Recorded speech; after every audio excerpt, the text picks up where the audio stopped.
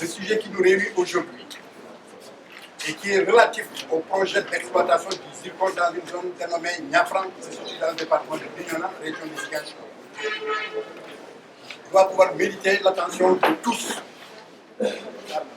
Malgré que c'est un problème localisé, mais aujourd'hui c'est un problème qui est d'envergure nationale. Pourquoi nous rejetons le projet de zircon? À travers les aspects environnementaux. Voici un certain nombre de conséquences qui pourraient en découler à partir donc de ce projet. Je ne veux pas être trop prolixe parce que j'ai pris le soin de distribuer un document de 6 pages à tout le monde parce que nous avons répondu point par point. De lire, ce serait vous ennuyer. Donc je vous renvoie au texte intitulé Commentaires par rapport aux études d'impact environnemental et social. Le premier problème, c'est que le projet se situe au niveau d'une dune de 6 km. Cette dune est habitée par une quarantaine de villages, soit 25 000 habitants. La fonction dunaire en tant qu'écosystème n'est plus à démontrer. Et dans le cas d'espèces, c'est cette dune aujourd'hui qui joue une barrière par rapport à l'océan et par rapport au continent dans un contexte de changement climatique. Les réponses apportées par rapport au projet, les raisons évoquées ça et là, ne tiennent pas pour plusieurs raisons, parce que quelle que soit la modification partielle ou entière de la dune, un organisme vivant reste un organisme vivant. Dès que vous coupez un de ses membres, il est forcément en situation de dysfonctionnement. C'est comme ça que nous avons été tous responsables aujourd'hui. Parce que personne ne s'est levé pour parler. Et nous avons assisté impuissants à ce qui se passe dramatiquement aujourd'hui à Saint-Louis, où on a enregistré plus de 200 morts avec la brèche qui a été ouverte à l'époque. C'était une structure de terrain. On l'a cisaillé au nom d'une réponse par rapport aux inondations. Et on en a fait aujourd'hui un élément d'embouchure avec toutes les conséquences en termes de modification de l'écosystème et en termes de conséquences sur le plan humain avec les centaines de morts. Parce qu'il y a toujours chez nous cette culture d'absence de suivi dans nos actions. Cette dune, au-delà de la fonction qu'elle joue en tant que barrière, renferme aussi un certain nombre de ressources dont la nappe phréatique. Le contexte dans lequel nous vivons aujourd'hui, si vous vous référez à l'Office des forages viraux, ou vous vous référez aux services techniques tels que les programmes qui ont en charge la récupération des vallées sèches et des vallées salées en Casamance, on vous dira que le problème du sud, donc de la Casamance comme du sud-est, c'est l'accès à l'eau potable, parce qu'entre-temps, il y a eu une forte salinisation des sols et une forte salinisation des nappes, ce qui fait qu'au niveau des taux, à l'Office des forages, on vous dira que nous faisons partie des points rouges parce que nous sommes à 40%. Dans ce contexte, est-il opportun de faire promouvoir des projets qui pourraient être des facteurs aggravants de cette situation? Je dis non.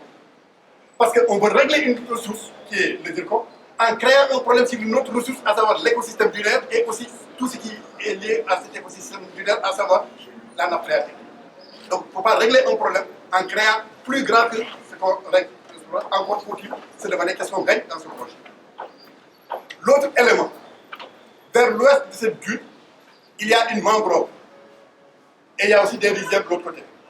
La crainte, c'est quoi? C'est qu'au moment même où nous parlons, sans même la mise en valeur de ce projet, nous assistons aujourd'hui à une forte salinisation des rizières. Et c'est ce qui a fait que le gouvernement du Sénégal a pu obtenir de la BAD en 2 phases un programme pour lutter contre cette avancée du sel. Donc, du point de vue d'opportunité, le moment est mal choisi parce que nous sommes déjà dans un contexte très difficile où la ressource eau, où la ressource sécurité, où la ressource sol renferme d'énormes enjeux. L'autre problème sur lequel nous allons brièvement aussi passer, c'est cette mangrove qui est menacée. Aujourd'hui, ce qu'il y a lieu de faire, c'est plutôt développer un grand programme, je dis bien, de plantation de la mangrove. Parce que la mangrove a l'avantage de fixer l'avancée de la langue salée, a l'avantage d'être une zone de frayère, donc une zone de reproduction biologique des ressources halieutiques, a l'avantage, avec son verre, de capter les gaz carboniques conformément à nos engagements en termes de changement climatique et en même temps d'offrir des opportunités en termes de revenus avec nos femmes qui font la cueillette au niveau de la mangrove, les huîtres et autres produits de mer. Donc, pour me résumer, et en comptant sur votre disponibilité pour lire le reste que j'ai mentionné dans le document, je dis que d'un point de vue environnemental, il y a de quoi être sceptique. Il y a de quoi aussi regretter, puisque sur le plan international, nous avons souscrit à un certain nombre d'engagements.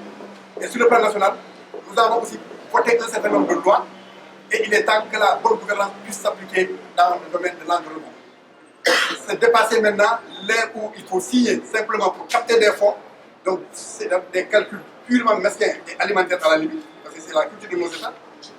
Mais il faut bien qu'on puisse être conforme, car il y va de notre respectabilité et il y va de notre rayonnement sur la scène internationale.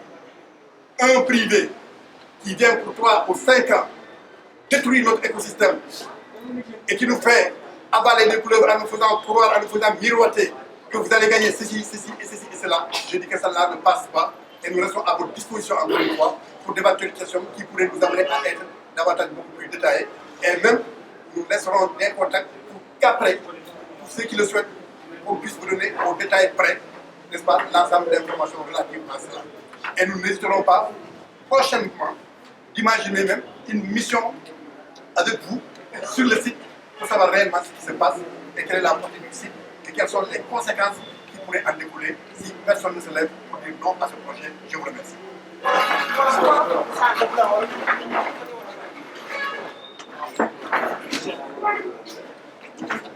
Bon, d'accord, on me demande de décliner mon profil. Je n'ai pas l'habitude de le faire. Je me limite toujours à mon prénom et à mon nom et en tant que membre du comité de lutte. Moi, j'ai étudié au département de géographie de l'université Cheikh Anta Diop. Donc, j'ai été encadré par l'excellent professeur Latsouka Bembo. Après, j'ai fait le concours d'entrée par la maîtrise à l'Institut des sciences de l'environnement au niveau de la faculté des sciences. Et c'est l'occasion pour moi de rendre encore hommage à celui qu'on vient d'enterrer avant-hier, Tiganba, qui a été et le directeur de l'ISE et le président de jury lors de ma soutenance du 3e cycle au niveau de l'Institut des sciences de l'environnement.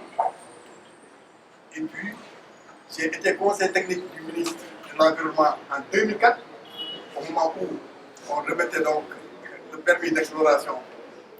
Ensuite, j'ai été à l'Office national de l'assainissement comme président du conseil d'administration. J'ai démissionné pour aller ensuite à l'Assemblée nationale comme député. Et j'ai suivi aussi à Ouaga 2 formations. Une formation en gestion des ressources en eau et une formation en outils d'évaluation environnementale. Et c'est un qu'après, à partir de Northwest University en Afrique du Sud, j'ai suivi une formation spécialisée en prévention des risques, ce qui m'a élevé au rang d'expert en gestion des risques, travaillant auprès du Bureau des Nations Unies pour la réduction des risques des catastrophes. Le bureau se situe à Nairobi. Et depuis, je travaille avec ça et j'assiste le gouvernement du Sénégal en termes de conseil par rapport à la prévention des risques. Je vous remercie. Alors là, ce sera le Wolof trop fancy pour le Diola. Voilà. Mais il y a ça qui parle extrêmement Wolof. Voilà. maa ngi leen di gërëm kenn ku nekk ci turam ak santam gërëm yi lu ko waral